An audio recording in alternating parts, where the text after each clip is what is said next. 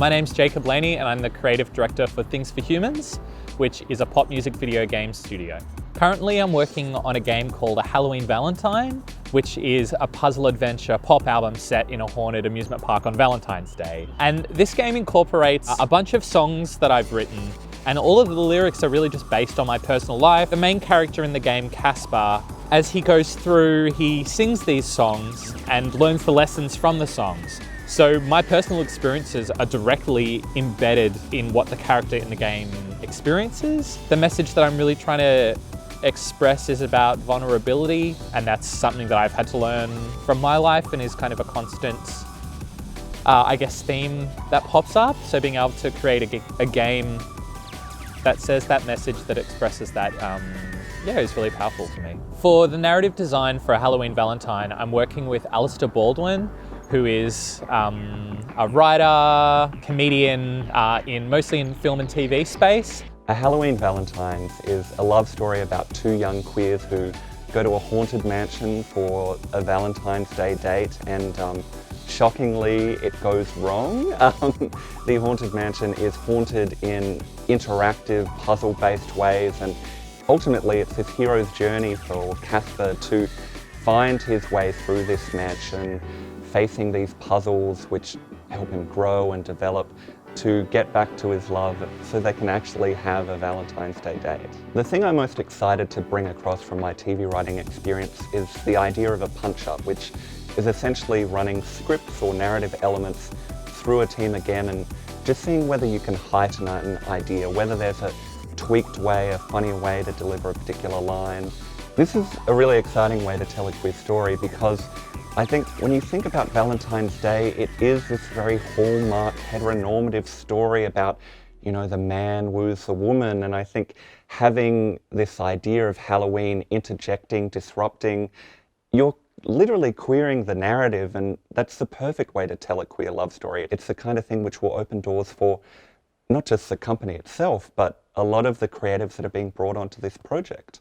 When I created Things for Humans, something that was really important to me was really establishing having a healthy relationship with my passion, and that goes for all of the people I work with as well. I wanted to create an environment where you can express yourself, get deeply into your passion, something you're excited about, but still have that separation between work and life.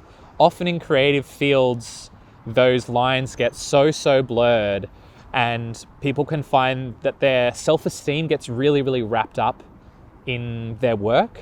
So in the 2000s, the Australian video games industry had really established itself as a really good kind of venue for big studios doing work for international companies. I think one of the things with the games industry, but particularly back then, it was sort of like, you've won the lottery by being here, right? Like, if you don't want to work here, there's hundreds of other people just out of uni or just out of school who would gladly take your place, right? Like, you work in the games industry, how can you not be grateful, right? So there's that kind of like cultural pressure. Australia went from a place where there were, half a dozen big studios of 100 to 250 even people, to a kind of landscape where a lot of those people had either moved overseas to continue their careers at larger companies, or they had started their own small businesses. That changes the culture. If everybody is in a garage band and no one's in the symphony orchestra, I mean, it's really transformed the industry, in many ways for the better, but it does make the kind of workplace conditions, I think, uniquely challenging to Australia. When I first started running a business, or when I really, was kind of coming into my own in the creative industries, I would almost work 24/7. I would work 9 to 5 and then I would go home and I just would not stop thinking about work. I would get on my laptop and do emails, I would do planning, I would think about it while I was going to sleep. And sometimes I still have those days, but I realized that by focusing on work all the time, I was losing out on friendships, relationships with my family, and just human connection in general, the things that actually give most meaning to my life. So that's the main reason that I really try and reduce how much my passion takes over my life. The kind of change I'm hoping to bring about with Things for Humans and even a Halloween Valentine is really that you can have a really healthy relationship with creativity, and creativity is not some magical force that comes down from, the almighty. It's not a miracle.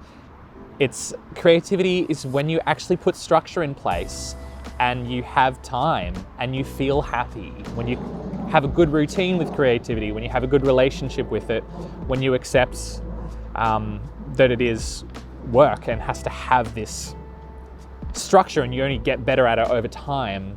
I think that will actually give them more opportunities to go into the industry, and the work that they create will be more expressive and hopefully more powerful.